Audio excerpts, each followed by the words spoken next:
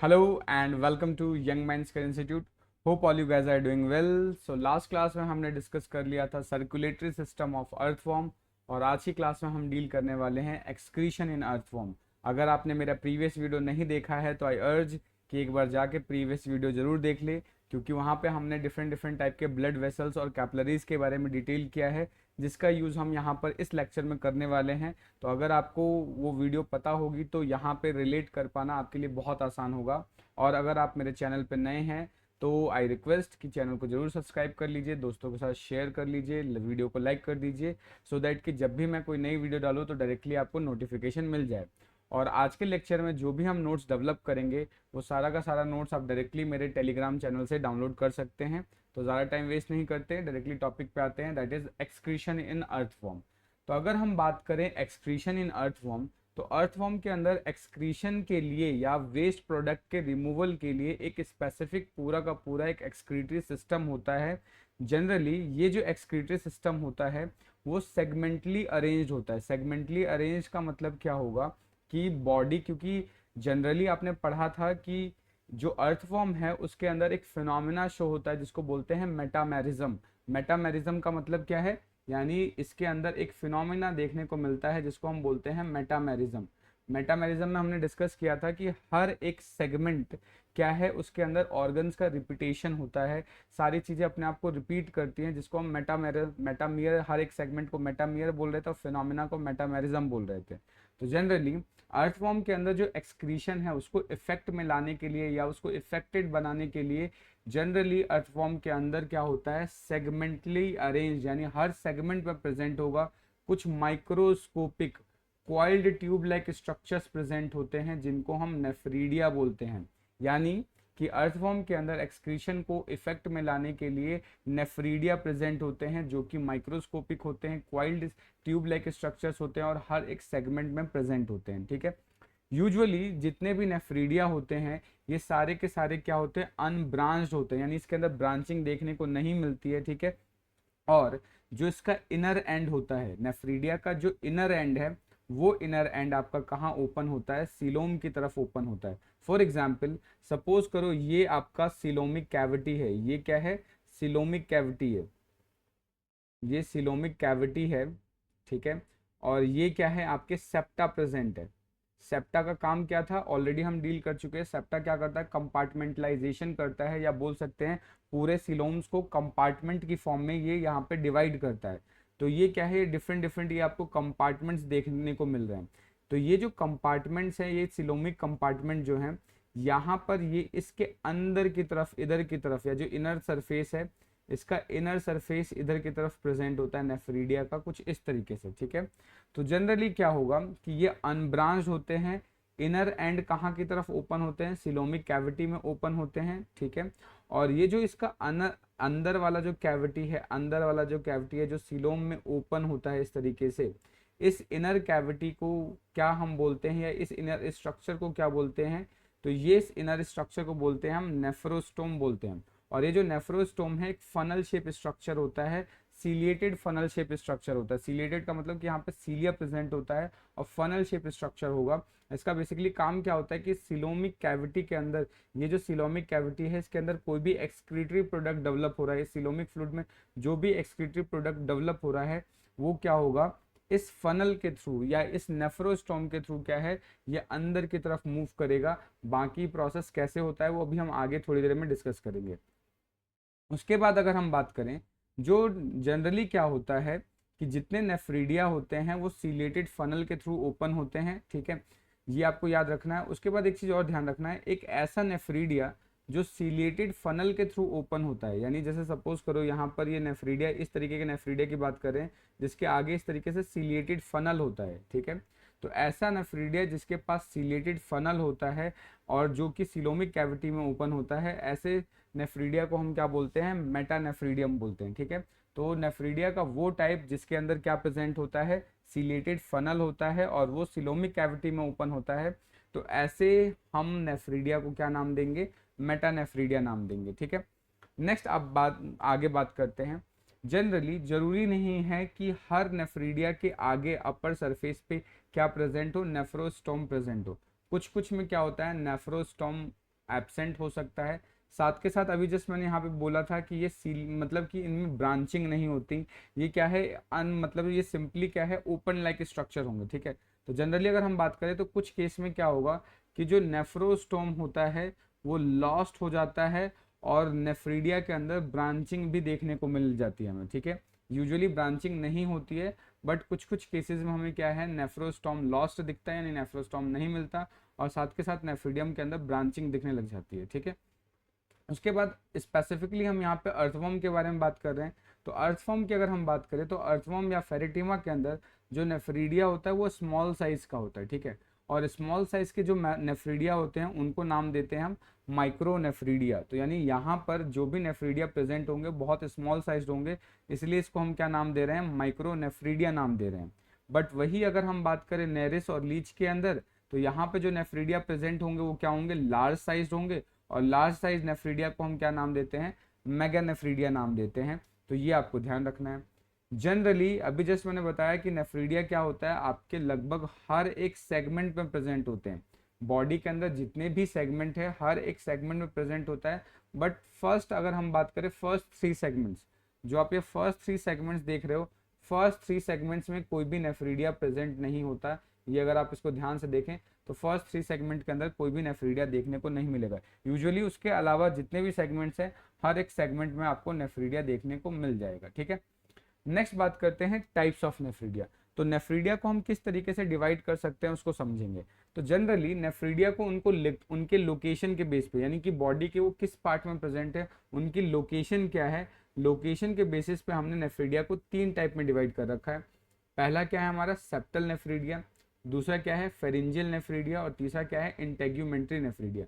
तो नेफ्रीडिया हमारे पास 3 टाइप के हैं, one is septal nephridia, pharyngeal nephridia और इंटेग्यूमेंट्री नेफ्रीडिया। मेरे साथ साथ बोलेंगे तो साथ के साथ याद भी हो जाएगा, सेप्टल नेफ्रीडिया, फेरिंजियल नेफ्रीडिया और इंटेग्यूमेंट्री नेफ्रीडिया। अब यहाँ पर ये जो डायग्राम आप देख रहे हो, इस डायग्राम के अंदर क्या है, इसकी लोकेशन को हम जस्टिफाई कर लेते हैं, इसकी लोकेशन को समझ लेते हैं। जनरली अगर हम बात करते हैं यहाँ पे फेरिंजियल नेफ्रीडिया, तो फेरिंजियल नेफ्रीडिया क्या होता है, गुच्छों की फॉर्म में प्रेजेंट होता है, टफ्ट की फॉर्म में प्रेजेंट होते हैं। इनको हम क्या बोलते हैं, टफ्ट्स, ठीक है। टफ्ट्स का मतलब होता है गुच्छे। तो जनरली जो फेरिंजियल नेफ्रीडिया है वो गुच्छों की फॉर्म में प्रेजेंट होते हैं, पेयर्ड स्ट्रक्चर होते हैं। पेयर्ड का मतलब देखो एक इधर है तो एक इधर है, पेयर्ड स्ट्रक्चर्स होंगे। और ये जनरली क्या है, फेरिंग्स और ईसोफेगस के पैरेलली अरेंज होते हैं, यानी फेरिंग्स और ईसो, जैसे ये देख रहे हो ये फेरिंग्स है और ये ईसोफेगस है, तो फेरिंग्स और ईसोफेगस के क्या है दोनों साइड प्रेजेंट होंगे, पेयर्ड स्ट्रक्चर्स होते हैं। बाकी जो डिटेल है वो आगे वाली स्लाइड में हम डिटेल कर लेंगे। तो सिर्फ अभी आप इसकी पोजीशन समझिए, क्योंकि जब हम वहाँ पे डील करेंगे तो वहाँ पे समझने में आपको आसानी हो जाएगी। तो अगर हम बात करें यहाँ पर कि जो फेरिंजियल नेफ्रीडिया है वो कहाँ प्रेजेंट होंगे, फ्रेगमेंट नंबर या सेगमेंट नंबर 3rd 4th, यहाँ पे क्या होगा 4th 5th 6th, इन सेगमेंट्स के अंदर प्रेजेंट होते हैं। और ये टफ्ट्स की फॉर्म में प्रेजेंट होंगे, यानी गुच्छे की फॉर्म में प्रेजेंट होंगे, फेरिंग्स और ईसोफेगस के दोनों साइड प्रेजेंट होंगे। उसके बाद अगर हम बात करें इंटेग्यूमेंट्री नेफ्रीडिया, इंटेग्यूमेंट्री नेफ्रीडिया क्या होता है, पूरे बॉडी वॉल पे प्रेजेंट होता है, यानी जितना भी अर्थवर्म का पूरा बॉडी वॉल है उस बॉडी वॉल पे प्रेजेंट होगा। तो क्या होगा, इनर सरफेस पे प्रेजेंट होता है, इनर सरफेस और parietal surface, parietal surface, inner surface या पैराइटल सरफेस पे प्रेजेंट होता है, पूरे बॉडी पे प्रेजेंट होगा। बहुत थिन होते हैं, बहुत छोटे छोटे होते हैं और पूरे बॉडी पे प्रेजेंट होंगे। तो ये जो आप डॉटेड स्ट्रक्चर देख रहे हो ये क्या है, आपके इंटेग्यूमेंट्री नेफ्रीडिया है। इन सबको भी हम डिटेल करने वाले हैं, जस्ट अभी मैं आपको लोकेशन बता रहा हूँ इसकी। उसके बाद अगर हम बात करें जो इंटेग्यूमेंट्री नेफ्रीडिया है, ये इस क्लाइटेलम वाले रीजन में, ये क्या है, इसका क्लाइटेलम है। ये जो क्लाइटेलम रीजन है, क्लाइटेलम रीजन कौन से सेगमेंट में प्रेजेंट होता है, 14 to 16 सेगमेंट। तो 14 to 16 वाला जो सेगमेंट होता है इसके अंदर यहाँ पे इंटेग्यूमेंट्री नेफ्रीडिया का जो अमाउंट है बहुत ज़्यादा इंक्रीज हो जाता है। अगर सपोज करो ये जो नॉर्मल अगर हम बात करें बॉडी सरफेस पे, इसका अमाउंट लगभग 200 से 250 होता है। नॉर्मली जो इंटेग्यूमेंट्री नेफ्रीडिया होता है उसके जो काउंट होता है जनरल दूसरे बॉडी सरफेस या दूसरे पार्ट में बॉडी में, ये लगभग 200 से 250 के समथिंग होते हैं। लेकिन जैसे ही क्लाइटेलम की बात करें, क्लाइटेलम वाले रीजन में इनका अमाउंट सडनली इतना ज़्यादा बढ़ जाता है कि यहाँ पे आपको dot dot dot dot structure ही देखने को मिल रहे होंगे, सिर्फ डॉट डॉट डॉट स्ट्रक्चर देखने को मिल रहा है। तो क्लाइटेलम वाले रीजन में इंटेग्यूमेंट्री नेफ्रीडिया का ज़्यादा हो जाने की वजह से इस क्लाइटेलम वाले रीजन को हम क्या बोलते हैं, फॉरेस्ट ऑफ नेफ्रीडिया बोलते हैं। जैसे फॉरेस्ट में आप देखते हो ना, सिर्फ आपको पेड़ ही पेड़ दिखना स्टार्ट होते हैं, वैसे ही क्या होगा, क्लाइटेलम वाले रीजन में आपको क्या देखेगा, सिर्फ और सिर्फ इंटेग्यूमेंट्री नेफ्रिडिया देखने को मिलता है, इसलिए क्लाइटेलम वाले रीजन को हम क्या बोलते हैं, फॉरेस्ट ऑफ नेफ्रिडिया भी बोलते हैं। उसके अलावा आपका क्या आता है, सेप्टल नेफ्रिडिया आता है। तो सेप्टल नेफ्रिडिया क्या होगा, सेप्टल नेफ्रिडिया 15 सेगमेंट के बाद, ये जो 15 सेगमेंट आप देख रहे हो, 15 सेगमेंट के बाद हर एक सेगमेंट में उसके एंटीरियर रीजन और पोस्टीरियर रीजन, यानी देख रहे हो यहाँ पे पोस्टीरियर रीजन और एंटीरियर रीजन, 15 सेगमेंट के बाद, ये जहाँ से मान लो 15 सेगमेंट स्टार्ट हो रहा है, तो 15 सेगमेंट के बाद वाले जितने भी सेगमेंट्स हैं उसके हर एक सेगमेंट के एंटीरियर और पोस्टीरियर रीजन पे आपको क्या मिलेगा, सेप्टल नेफ्रिडिया मिलेगा। सेप्टल का नाम ही पता चल रहा है, इसका मतलब क्या होता है, सेप्टा पे प्रेजेंट होने वाला है, ऐसा नेफ्रिडिया जो सेप्टा पे प्रेजेंट है। और सेप्टा क्या होता है, जनरली डिवाइडिंग लाइंस होते हैं, ठीक है, यानी एक कंपार्टमेंट क्रिएट करेंगे, तो ये सेप्टा पे प्रेजेंट होते हैं, इसलिए इसको हम क्या बोलते हैं, सेप्टल नेफ्रिडिया बोलते हैं। अब हम क्या करेंगे, वन बाय वन इन सबको डिटेल कर लेंगे। तो सबसे पहले हम स्टार्ट करते हैं सेप्टल नेफ्रिडिया से। तो अगर सेप्टल नेफ्रिडिया की बात करें तो ये क्या होते हैं, लार्जेस्ट नेफ्रिडिया होते हैं फेरेटिमा के, या बोल सकते हैं अर्थवॉर्म का जो सबसे लार्जेस्ट नेफ्रिडिया होता है वो क्या है, हमारा सेप्टल नेफ्रिडिया होता है, ठीक है। ये कहाँ प्रेजेंट होता है, ये जनरली अटैच होता है बोथ द फेसेस, यानी कहाँ अटैच होगा, both the faces of intersegmental septum, यानी जितने भी इंटरसेगमेंटल सेप्टम है, इंटरसेगमेंटल का मतलब क्या है, दो सेगमेंट्स के बीच वाला जो सेप्टा होता है उसको बोलते हैं इंटरसेगमेंटल। जैसे सपोज करो ये बॉडी है और ये यहाँ पे कंपार्टमेंट क्रिएट कर रहे हैं, ये एक अलग कंपार्टमेंट हो गया, ये एक अलग कंपार्टमेंट हो गया, तो इन कंपार्टमेंट को क्रिएट करने के लिए बीच में हमें सेप्टा की रिक्वायरमेंट हुई है। तो अब इसने दो डिफरेंट कंपार्टमेंट को जोड़ा है, इसलिए इसको क्या बोलते हैं, इंटरसेगमेंटल सेप्टम बोलते हैं या इंटरसेगमेंटल सेप्टा बोलते हैं। तो 15 सेगमेंट, अभी जस्ट डायग्राम में मैंने आपको बताया था, 15 सेगमेंट से पीछे जितने भी सेगमेंटल सेप्टा होते हैं उन सारे इंटरसेगमेंटल सेप्टा के दोनों सरफेसेस पे, एंटीरियर और पोस्टीरियर, ठीक है, दोनों फेसेस पे यहाँ पे क्या प्रेजेंट होंगे, आपके सेप्टल नेफ्रिडिया प्रेजेंट होंगे, ठीक है। बोथ फेसेस का मतलब क्या है, यहाँ पे एंटीरियर एंड पोस्टीरियर, तो ये एंटीरियर एंड पोस्टीरियर फेसेस पे प्रेजेंट होते हैं, ठीक है। ये आपको ध्यान रखना है, कहाँ पे, 15 सेगमेंट के बाद वाला, ठीक है। अगर हम बात करें एक एक जो टिपिकल सेप्टल नेफ्रिडिया होता है उसके अंदर आपको तीन चीज़ें देखने को मिल सकती है, उसके बॉडी के अंदर तीन स्ट्रक्चर्स देखने को मिल सकते हैं आपको। पहला जो होता है आपका नेफ्रोस्टोम। नेफ्रोस्टोम कहाँ होता है, इसकी जो ओपनिंग होती है वो आपकी होती है किधर की तरफ, सिलोमिक कैविटी की तरफ होती है, ठीक है, ओपन इनटू सिलोमिक कैविटी, ये सिलोमिक कैविटी में इसकी ओपनिंग होती है, ये आपको याद रखना है। उसके बाद नेफ्रोस्टोम के बाद आ जाता है इसका बॉडी वाला पार्ट और लास्ट में आ जाता है इसका टर्मिनल डक्ट। तो अगर मैं इस डायग्राम को आपको दिखाऊं यहाँ पे, तो ये जो डायग्राम आप देख रहे हो, तो ये जो सबसे अपर वाला जो पार्ट होता है ये सिंशियल मास का होता है। सिंशियल मास का एक स्ट्रक्चर होता है, सिंशियल मास का मतलब क्या है, इस पर्टिकुलर बॉडी के अंदर, इस पर्टिकुलर स्ट्रक्चर के अंदर आपको क्या देखेंगे, देखने को मिलेगा, मल्टी न्यूक्लियस देखने को मिलेगा, एक से ज्यादा न्यूक्लियस देखने को मिलता है, ठीक है। तो ये सिंशियल मास का एक स्ट्रक्चर है जिसको हम क्या बोलते हैं, नेफ्रोस्टोम बोलते हैं। नेफ्रोस्टोम के अंदर एक इस तरीके से ओपनिंग होती है, ये ओपनिंग कैसी होती है आपकी, ओवल शेप या इलिप्टिकल शेप ओपनिंग होती है। ये ओपनिंग कैसी होती है, इलिप्टिकल, ये इलिप्टिकल शेप ओपनिंग होती है और यहीं के थ्रू क्या होगा कि सारा का सारा जितना भी वेस्ट है वो एंटर करेगा, सिलोमिक कैविटी के अंदर जितना भी वेस्ट है वो सारा का सारा इधर के थ्रू एंटर करता है, इस इलिप्टिकल ओपनिंग के थ्रू, ठीक है। और ये जितनी भी ओपनिंग होती है इनको गार्ड करने के लिए लिप्स प्रेजेंट होते हैं, अपर लिप्स, लोअर लिप्स, वो भी हम आगे डील करेंगे जब नेफ्रोस्टोम की स्टडी, स्ट्रक्चर की स्टडी करेंगे। तो अभी सिर्फ ये समझिए कि ये वाला जो पार्ट है, ये वाले पार्ट को हम क्या बोलते हैं, नेफ्रोस्टोम बोलते हैं। अब नेफ्रोस्टोम से क्या होगा, एक सिंगल टिब्यूल निकलता है, इस तरीके से आप देख रहे हो, ये इस तरीके से सिंगल टिब्यूल निकलता है जिसको हम क्या बोलते हैं, नेक बोलते हैं। तो नेफ्रोस्टोम से टिब्यूल निकलेगा। अब ये टिब्यूल जाके क्या है, आगे जाके इसके अंदर कॉइलिंग होनी स्टार्ट हो जाती है। तो सबसे पहले क्या होगा कि सीधा स्ट्रेट टिब्यूल बनता है, तो उसके बाद क्या होगा, एक स्ट्रेट लोब बनेगा। स्ट्रेट लोब के बाद क्या होगा, ये ट्विस्टेड लोब बनता है। ट्विस्टेड लोब और स्ट्रेट लोब की अगर हम बात करें तो जो स्ट्रेट लोब होता है उसकी लेंथ और ये जो ट्विस्टेड लोब है इसको हम क्या बोलेंगे, ये ट्विस्टेड लोब है, ध्यान रखना है, ये ट्विस्टेड लोब है। तो जो ट्विस्टेड लोब होता है इसकी लेंथ ज़्यादा होती है और स्ट्रेट लोब की लेंथ कम होती है। अगर हम बात करें स्ट्रेट लोब की, तो स्ट्रेट लोब क्या होता है, हाफ ऑफ द लेंथ होता है किसके, ट्विस्टेड लोब के, ट्विस्टेड लोब। अगर ट्विस्टेड लूप की बात करें तो ट्विस्टेड लूप की जो लेंथ होती है वो ज़्यादा होती है स्ट्रेट लूप से, या बोल सकते हैं स्ट्रेट लूप लगभग आधे के करीब होता है, यानी जो ट्विस्टेड लूप है इस ट्विस्टेड लूप का जितना भी लेंथ होगा उसका जस्ट आधा स्ट्रेट लूप होगा, ठीक है। अब ये जो ट्विस्टेड लूप आप देख रहे हो जो इस तरीके से ट्विस्ट हुआ पड़ा हुआ है, इसको हम क्या कर सकते हैं, दो पार्ट में डिवाइड कर सकते हैं। इसका जो एक एंड कहलाता है, एक एंड को बोलते हैं पैरोक्सिमल लिम्ब। पैरोक्सिमल लिम्ब का मतलब क्या है, पैरोक्सिमल का सिंपल मतलब होता है एक ऐसा लिम्ब जो पास में प्रेजेंट हो, बट किसके पास में, तो जो नेक के पास प्रेजेंट हो। तो पैरोक्सिमल लिम्ब क्या है, डायरेक्टली कनेक्टेड होता है किससे, नेक से कनेक्टेड होता है। ये ध्यान रखना है कि जो पैरोक्सिमल लिम्ब है, ये जो पैरोक्सिमल लिम्ब है, पैरोक्सिमल लिम्ब कनेक्टेड होता है किससे, नेक से, कनेक्टेड कनेक्टेड विद नेक, ठीक है। और उसके बाद अगर हम बात करें डिस्टल लिम्ब की, तो जो डिस्टल लिम्ब है ये डायरेक्टली कनेक्टेड होता है आपके टर्मिनल डक्ट से। ये जो आपका ये जो स्ट्रक्चर है इसको बोलेंगे टर्मिनल डक्ट, तो ये याद रखना है। तो जो डिस्टल है, डिस्टल लिम्ब, डिस्टल लिम्ब ये क्या होता है, कनेक्टेड विद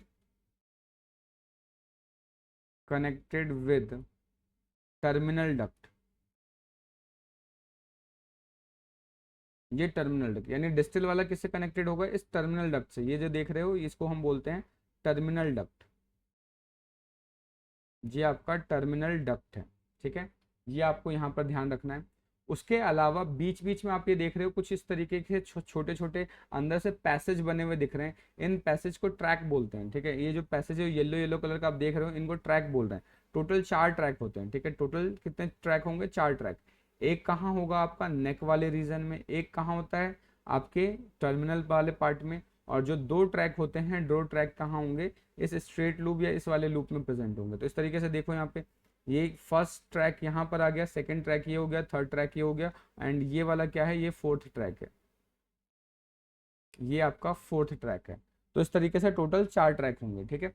तो ये तो इसके स्ट्रक्चर के बारे में हमने डिस्कस कर लिया। जो सेप्टल नेफ्रीडिया है उसके अंदर क्या चीजें हैं, 3 चीजें प्रेजेंट होगी, नेफ्रोस्टॉम, बॉडी और टर्मिनल डक्ट। अब हम क्या कर रहे हैं, वन बाय वन डिस्कस कर लेते हैं। तो अगर हम नेफ्रोस्टॉम की बात करें, नेफ्रोस्टॉम बेसिकली हम बोल सकते हैं एक टाइप का हेड की तरह वर्क करता है। तो नेफ्रोस्टॉम क्या होता है, सीलिएटेड फनल होता है।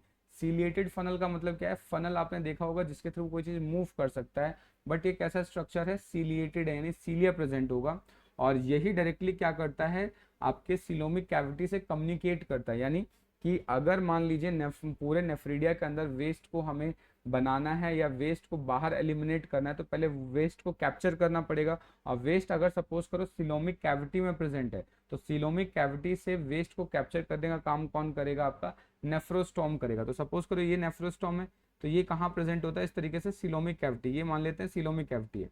और इस सिलोमिक कैविटी के अंदर कोई भी वेस्ट होगा, ये वेस्ट क्या है, इसके थ्रू इसके अंदर एंटर करता है, ठीक है। तो नेफ्रोस्टोम का काम क्या है, ये कम्युनिकेट करता है सिलोमिक कैविटी के थ्रू, ठीक है। इसके अंदर एक इलिप्टिकल पोर होता है, यानी एक इलिप्टिकल ओपनिंग होती है जिसको गार्ड करता है, जो कवर्ड होता है किससे, अपर एंड लोअर लिप से, ठीक है। अपर लिप की अगर हम बात करें, तो अपर लिप की अगर बनावट की बात करें तो उसके अंदर एक लार्ज सेंट्रल सेल होगा, और 8 से 9 क्या होते हैं, मार्जिनल सेल्स होते हैं। अगर हम यहाँ पे स्ट्रक्चर देखें तो ये वाला जो रीजन आप देख रहे हो ये क्या है, इसका अपर लिप है। और इस अपर लिप में क्या होगा, इस तरीके से एक बड़ा सा सेंट्रल सेल होता है, और ऊपर की तरफ अगर हम जाए ऊपर की तरफ, तो ये इसका क्या होता है, मार्जिनल सेल्स होते हैं। ये क्या है, मार्जिनल सेल्स, यानी मार्जिन पे प्रेजेंट है, ये मार्जिनल सेल्स हैं। और मार्जिनल सेल्स के नंबर कितने होते हैं, 8 से 9 होते हैं। बट वही अगर हम लोअर लिप की बात करें, तो लोअर लिप में क्या होगा, 4 से 5 कॉम्पैक्ट सेल्स प्रेजेंट होते हैं। ध्यान रखना है कि जितने भी हम सेल्स की बात कर रहे हैं यहाँ पर, नेफ्रोस्टोम के अंदर जितने भी सेल्स होंगे सारे के सारे सीलिएटेड होंगे, सबके अंदर सीलिया प्रेजेंट होता है, ठीक है। अब यहाँ से क्या होगा, इसी के थ्रू, ये जो स्ट्रक्चर देख रहे हो इसी के थ्रू वेस्ट क्या है, मेन एंटर करेगा। और मेन एंटर करने के बाद ये इस तरीके का, ये जो देख रहे हो इस ये वाला जो नेक वाला रीजन है, नेक वाले रीजन के अंदर ये क्या होता है, सीलिएटेड ट्रैक प्रेजेंट होता है। ये क्या है, सीलिएटेड, ये सीलिएटेड ट्रैक है आपका, ये आपका क्या है, सीलिएटेड ट्रैक है। तो सीलिएटेड ट्रैक के अंदर ये सारी चीज़ें एंटर करती है। किस तरीके से इसकी फिजियोलॉजी है वो आगे हम डील करेंगे, बस अभी स्ट्रक्चर पे आप ध्यान दीजिए। तो ये क्या होगा, नेफ्रोस्टॉम सीलिएटेड फनल है, सिलोमिक कैविटी से डायरेक्टली इंटरेक्ट करता है, इलेप्टिकल पोर होते हैं जिसके थ्रू वेस्ट अंदर एंटर करेगा। इलेप्टिकल जो पोर है उसको गार्ड करने के लिए, या उसके ऊपर क्या होता है, upper lip and lower lip present होता है। अपर लिप में एक सेंट्रल सेल, 8 से 9 मार्जिनल सेल्स होंगे। लोअर सेल्स में क्या होंगे, 4 से 5 कॉम्पैक्ट सेल्स होते हैं। और जितने भी सेल्स होते हैं सारे सीलिएटेड होते हैं। बस ये हो गया हमारा नेफ्रोस्टोम। तो ज़्यादा इसमें आपको मतलब कि ज़्यादा मतलब लोड लेने की जरूरत ही नहीं है, सिंपल जैसे मैं पढ़ा रहा हूँ सिंपल याद करते जाइए। पूरा का पूरा RL कोटपाल कवर कर रहा हूँ मैं एक एक पॉइंट के साथ, ठीक है। नेक्स्ट बात करते हैं बॉडी ऑफ नेफ्रीडियम।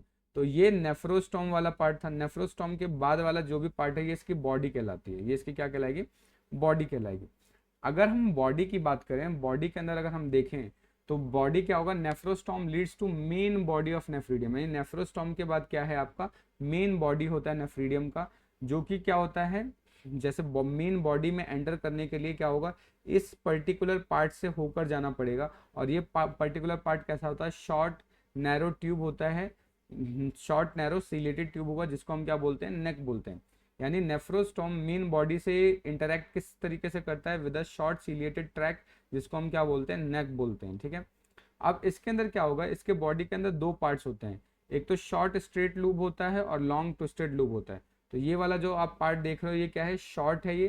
तो शॉर्ट क्या है, स्ट्रेट ट्यूब हो गया ये हमारा, ठीक है, स्ट्रेट लूब या फिर स्ट्रेट ट्यूब बोल सकते हैं।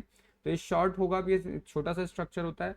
उसके अलावा ये जो बाकी ये वाला जो स्ट्रक्चर देख रहे हो ये लॉन्ग होता है और ये ट्विस्टेड होता है, तो लॉन्ग ट्विस्टेड लूब होगा, ठीक है, with a narrow apical part, with a narrow apical part. और ये वाला पार्ट आप क्या देख रहे हो, एक एपिकल पार्ट है जो नैरो स्ट्रक्चर शो कर रहा है। यानी जनरली आपको ध्यान रखना है कि अगर हम बात करते हैं नेफ्रीडियम के बॉडी के बारे में, तो नेफ्रीडियम के बॉडी के अंदर क्या होगा, एक सिंपल सा शॉर्ट स्ट्रेट लूब होता है, बाकी ट्विस्टेड लूब होता है। और ट्विस्टेड लूब का जो अपर वाला पार्ट होता है वो नैरो होता है, और जिसको हम क्या बोलेंगे, एपिकल पार्ट बोलेंगे, ठीक है।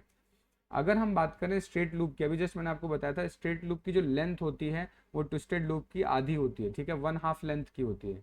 उसके अलावा अगर हम बात करें ट्विस्टेड लूप के अंदर एक पैरोक्सिमल लिम्ब होता है, एक डिस्टल लिम्ब होता है। पैरोक्सिमल लिम्ब का मतलब क्या होता है, वो लिम्ब जो नेक के पास हो तो उसको क्या बोलेंगे, पैरोक्सिमल लिम्ब। और डिस्टल लिम्ब जो डिस्टल लिम्ब क्या कहलाता है, डिस्टल लिम्ब हम उसको बोलेंगे जो नेक से दूर हो। तो ये आपको याद रखना है। तो डिस्टल लिम्ब क्या होगा, नेक से दूर होगा, और क्या होगा, प्रॉक्सिमल लिम्ब नेक के पास होगा। और जो डिस्टल लिम्ब होता है वो स्पाइरली ट्विस्टेड होगा। ये जिस तरीके से आप देख रहे हो सारे के सारे क्या है, स्पाइरली ट्विस्टेड है। उसके बाद जो प्रॉक्सिमल लिम्ब है ये क्या होगा, नेक से ज्वाइंट होता है, यानी नेक से कनेक्टेड होता है, ये ऑलरेडी हम डिस्कस कर चुके हैं। And the last part of the body is क्या है, टर्मिनल डक्ट। ये वाला जो पार्ट है इसको क्या बोलते हैं, टर्मिनल डक्ट बोलेंगे। थर्ड लास्ट पार्ट है टर्मिनल डक्ट। तो टर्मिनल डक्ट की अगर हम बात करें तो जो भी डिस्टल लिम्ब है ये सारे के सारे क्या होते हैं, आपस में फ्यूज हो जाते हैं, एक कॉमन डक्ट बनाते हैं। तो distal limb of the body of nephridium ends in a short narrow tube, जिसको टर्मिनल डक्ट बोलते हैं। तो डिस्टल लिम्ब कहाँ एंड होता है, आपके टर्मिनल डक्ट में एंड होता है। तो ये हमने डिस्कस कर लिया, क्या बॉडी के बारे में डिस्कस कर लिया, या बोल सकते हैं कि स्ट्रक्चर के बारे में हमने डिस्कस कर लिया, सेप्टल नेफ्रीडिया के बारे में। अब ये जो नेफ्रीडिया है, नेफ्रीडिया के अंदर कुछ नेफ्रीडियल ट्यूब्स प्रेजेंट होते हैं, ट्रैक प्रेजेंट होते हैं, उसको थोड़ा सा देख लेते हैं। जनरली करें अगर हम स्टार्ट करें, ये पूरा का पूरा क्या है, नेफ्रीडिया है। तो नेफ्रीडिया की बात करें तो इसके अंदर सबसे पहले क्या होगा, सेंशियल ग्लैंडुलर मास होता है। ये वाला जो अपर पार्ट है ये सेंशियल ग्लैंडुलर मास होता है, जो कि ट्रांसवर्स होता है। ट्रांसवर्स का मतलब कि उसकी फर्दर आगे की तरफ ओपनिंग होती है या आगे की तरफ जाता है, विद अ कॉइल ट्यूब जिसके पास 4 सीलिएटेड ट्रैक होता है। यानी ये जो पिंक वाला देख रहे हो ये क्या है, इसके कॉइल ट्यूब्स कहलाते हैं। ये क्या कहलाएंगे, कॉइल ट्यूब्यूल्स कहलाएंगे। और इसके अंदर जो येलो येलो वाला पार्ट आप देख रहे हो ये क्या है, इसके सीलिएटेड ट्रैक हो गए, ठीक है। तो ये ध्यान रखना है, जिसमें से क्या होता है 4, अगर सीलिएटेड ट्रैक की बात करें तो टोटल 4 सीलिएटेड ट्रैक्स होंगे, जिसमें से क्या होगा, एक सीलिएटेड ट्रैक आपका नेक में प्रेजेंट होगा, एक टर्मिनल डक्ट में प्रेजेंट होगा, और बाकी जो 2 हैं वो आपके कहाँ प्रेजेंट होंगे, इस तरीके से ट्विस्टेड और स्ट्रेट लूप के अंदर प्रेजेंट होते हैं। उसके अलावा अगर हम बात करें ट्रैक के अलावा 4 पैरेलल टिब्यूल्स, 4 पैरेलल टिब्यूल्स का मतलब क्या है, ये जो पिंक वाला स्ट्रक्चर देख रहे हो इसको पैरेलल टिब्यूल्स बोलते हैं। तो यहाँ पे 4 अलग अलग नहीं दिख रहे होंगे आपको, एक साथ एक ही दिख रहा होगा, बिकॉज ये स्ट्रक्चर ऐसा है कि इसमें चारों हम आइडेंटिफाई नहीं कर सकते। तो क्या होगा, 4 पैरेलल टिब्यूल्स होगा in straight loop, 4 straight loop में प्रेजेंट होता है। उसके बाद क्या होगा, 3 बेसल वाले पार्ट में, नीचे वाले पार्ट में 3 हो गए, और 2 क्या होते हैं, ये 2 आपको क्या दिख रहा है ऊपर वाले पार्ट में, एक ये वाला पार्ट एक ये वाला पार्ट। तो 2 क्या हो गए आपके ऊपर वाले पार्ट में हो गए।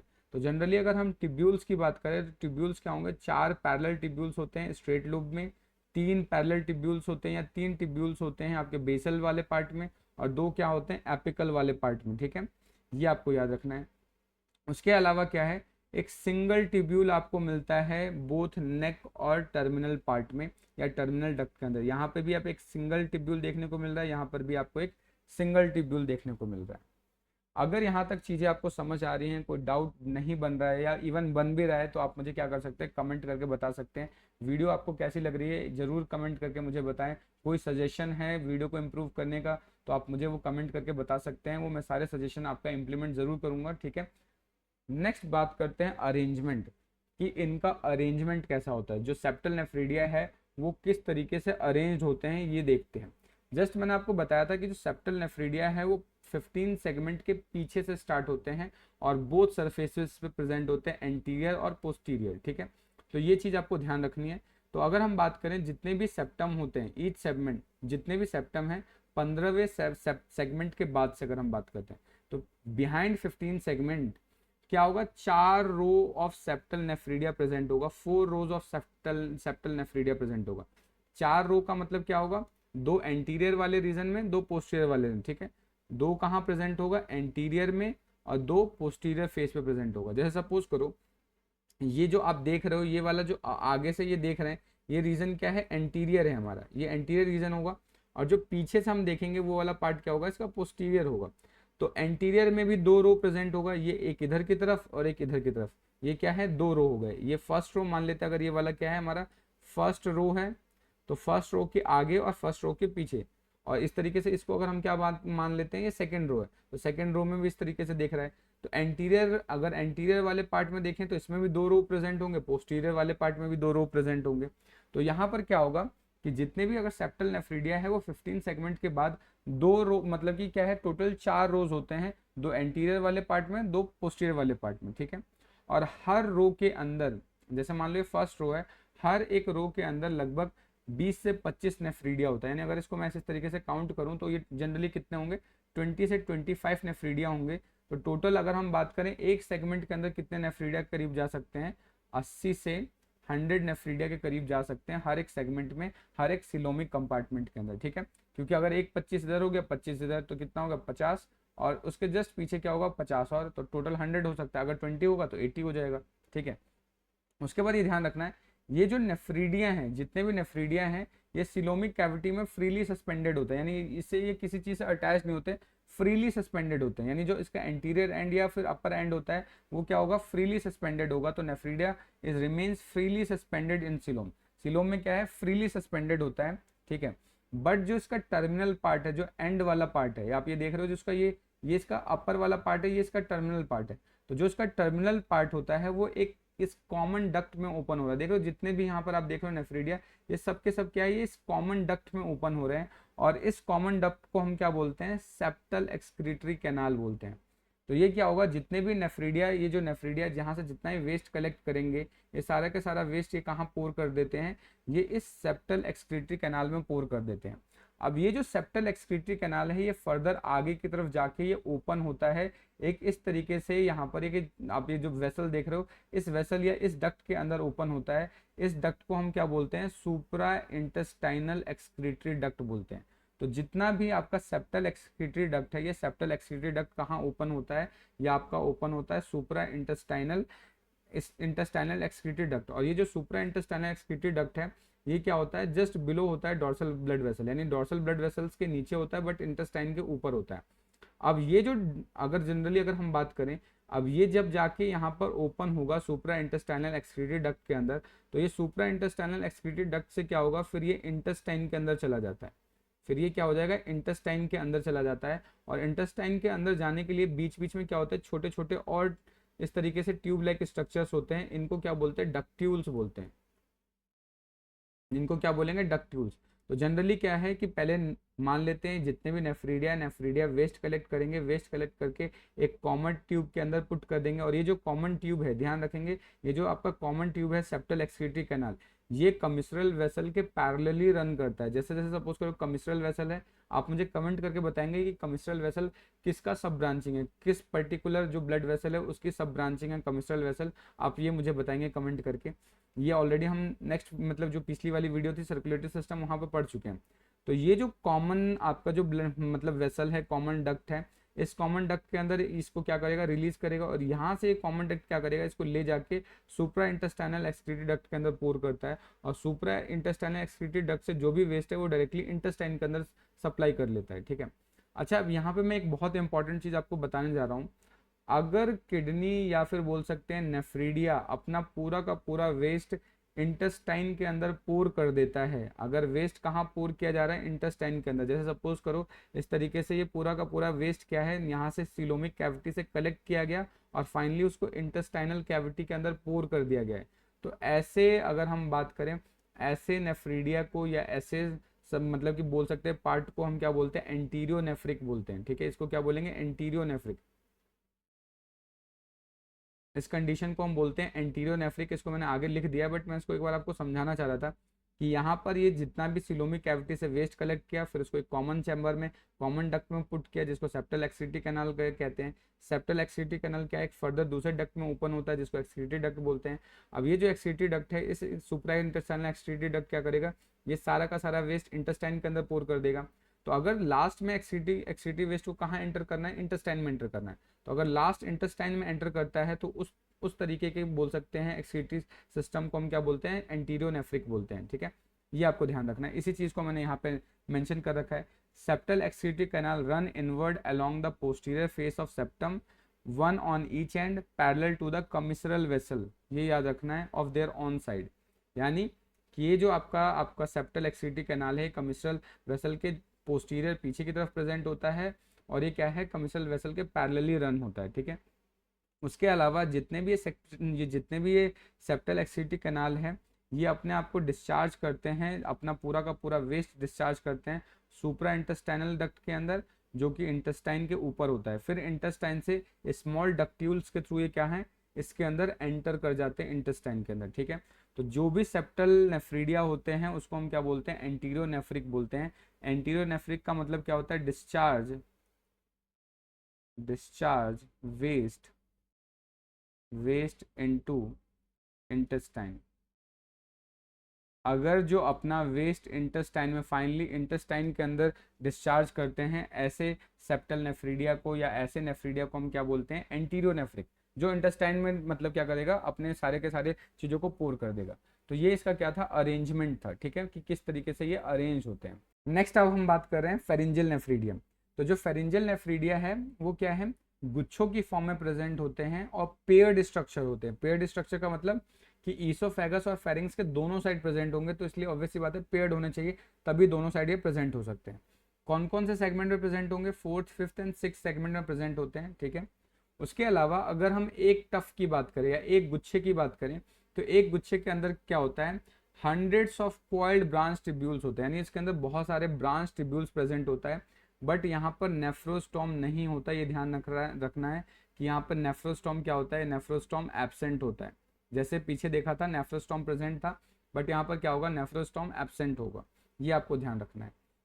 उसके बाद क्या है कि हर एक टफ्ट, हर एक गुच्छा क्या है, उसका जो लास्ट वाला पार्ट होगा, जो टर्मिनल डक्ट होगा, वो सारे जितने भी हंड्रेड्स ऑफ जो डक्ट्स हैं, हंड्रेड्स ऑफ ट्यूब्यूल है, वो ज्वाइन करके एक single thick world common duct बनाते हैं, ये ध्यान रखना है। उसका जो फेरिंजियल नेफ्रीडिया है, वो उसके 3 पेयर आपको कॉमन फेरिंजियल नेफ्रीडिया देखने को मिलते हैं। यूजुअली क्या है, 3 पेयर होंगे। 3 पेयर कौन कौन से में प्रेजेंट होंगे, 4, 5th एंड 6th सेगमेंट में प्रेजेंट होते हैं, जो कि एंटीरियरली रन करते हैं और वेंट्रल नर्व कॉर्ड के पैरेलल रन करते हैं। सपोज करो इधर वेंट्रल नर्व कॉर्ड है, तो वेंट्रल नर्व कॉर्ड के क्या होगा, एंटीरियरली यानी आगे की तरफ वेंट्रल नर्व कॉर्ड के पैरेलल रन करते हैं। ठीक है, उसके बाद ध्यान रखना है कि जो 4th और 5th सेगमेंट है, यानी 4th और 5th सेगमेंट के जो भी आपके फेरिंजियल नेफ्रीडिया है, वो ओपन होते हैं फेरिंग्स के अंदर, और जो 6th अगर सेगमेंट है वो कहाँ ओपन होते हैं, बक्कल चैम्बर के अंदर ओपन होता है। ठीक है, ये इंपॉर्टेंट पार्ट है, इस वाले पार्ट को आपको याद रखना है, इस पे क्वेश्चन बन जाता है कि जो डक्ट नंबर 4, 5th, जो 4th, 5th सेगमेंट के जो आपके फेरिंजियल नेफ्रीडिया है वो फेरिंग्स में ओपन होंगे, 6th नंबर वाले कहाँ होगा, बक्कल चैम्बर के अंदर होगा। तो ये भी बेसिकली एलिमेंट्री कैनाल के अंदर ही ओपन हो रहे हैं।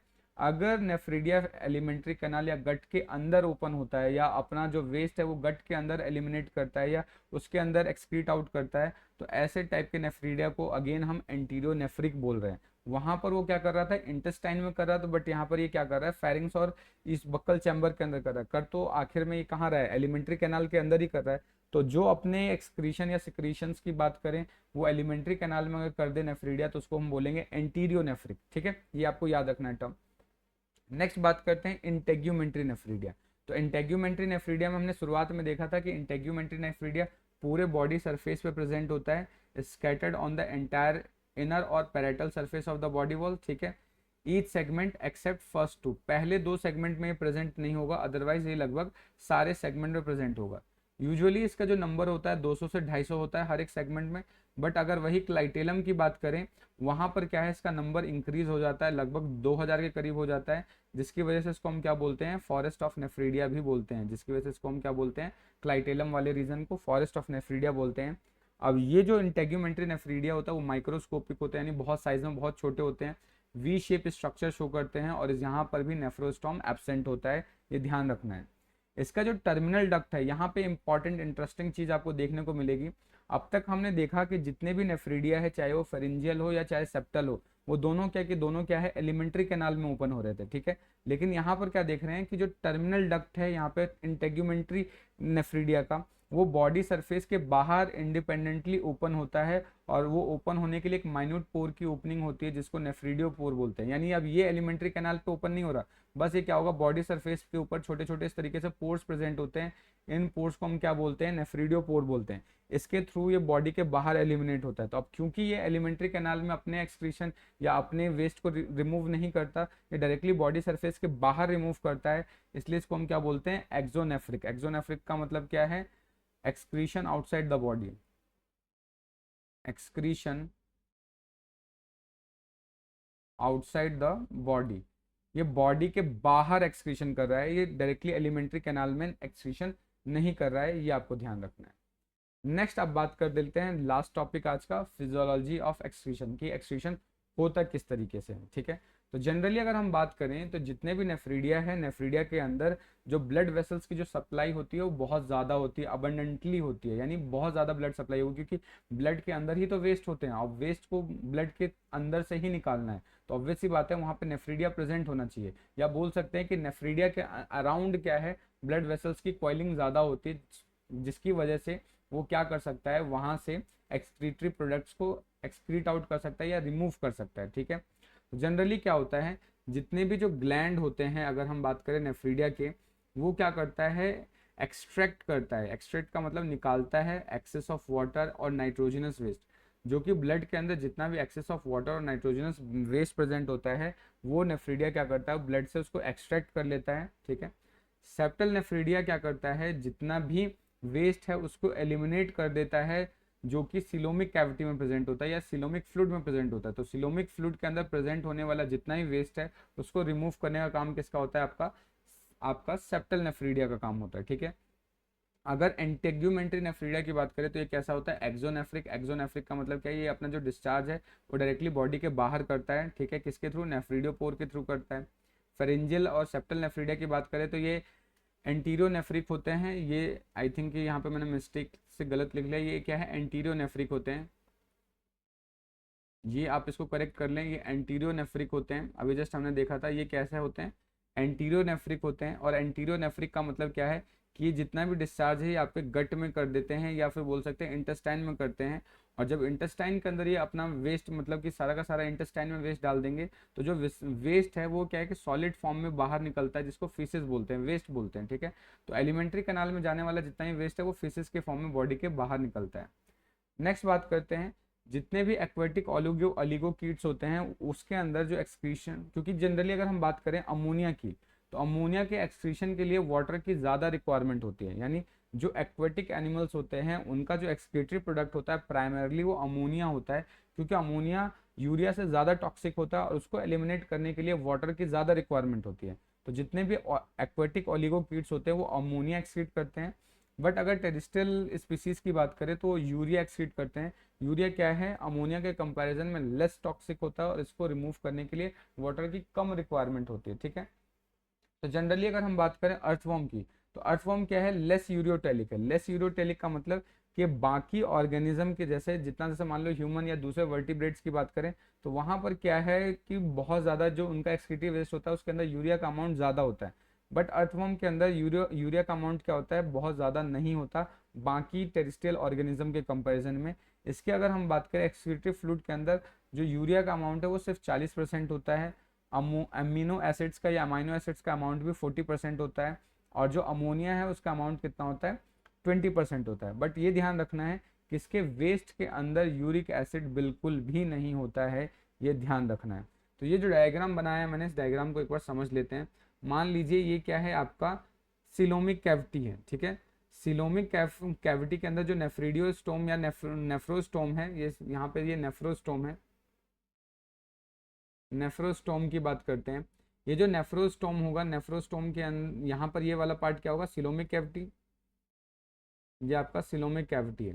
तो सिलोमिक कैविटी के अंदर जो भी वेस्ट है, वो वेस्ट जैसे सपोज करो प्रोटीन, यूरिया, अमोनियम क्लोराइड या एक्सेस ऑफ वाटर, ये क्या है, ये मेन आपके नेफ्रीडिया, सेप्टल नेफ्रीडिया के अंदर एंटर करेगा। एंटर करने के बाद क्या है, यहाँ पे रीअब्जॉर्प्शन का प्रोसेस होता है, यहाँ पे मल्टीपल टाइम रीअब्जॉर्प्शन होता है। रीअब्जॉर्प्शन की बेसिस पे क्या होगा कि जितना भी एक्सेस ऑफ वाटर है, या फिर जो बोल सकते हैं कि जो भी रिक्वायरमेंट न्यूट्रिएंट्स है, उनको ये रीअब्जॉर्ब कर लेता है, ठीक है। सॉल्ट्स हो गए, इनका रीअब्जॉर्प्शन हो जाता है। जितने भी प्रोटीन, अगर हम बात करें क्लोराइड, सोडियम आयन, वाटर, इनका यहाँ पर ये क्या हो रहा है, रीअब्जॉर्प्शन हो रहा है। इनका क्या होगा, रीअब्जॉर्प्शन होगा। इनका जब रीअब्जॉर्प्शन होने के बाद जो अगर हम बात करें वेस्ट, बिल्कुल क्या होता है कंसंट्रेटेड फॉर्म में क्या है, नेफ्रीडियोपोर के थ्रू ये बॉडी के बाहर यूरिन के फॉर्म में रिलीज हो जाता है, ये आपको ध्यान रखना है। तो यहाँ पर भी क्या होगा, रीअब्जॉर्प्शन का प्रोसेस होता है। रीअब्जॉर्प्शन के प्रोसेस के थ्रू जितना भी एक्सेस ऑफ वाटर है, एक्सेस ऑफ न्यूट्रिएंट है, इन सबको दोबारा से रीअब्जॉर्ब कर लिया जाता है। और रीअब्जॉर्ब करने के बाद जो बाकी कुछ वेस्ट बच रहा है, उसको नेफ्रीडियोपोर के थ्रू बॉडी के बाहर एलिमिनेट कर दिया जाता है। तो आज का लेक्चर सिर्फ हमारा इतना ही था। मिलते हैं नेक्स्ट वीडियो में, तब तक के लिए जय हिंद दोस्तों।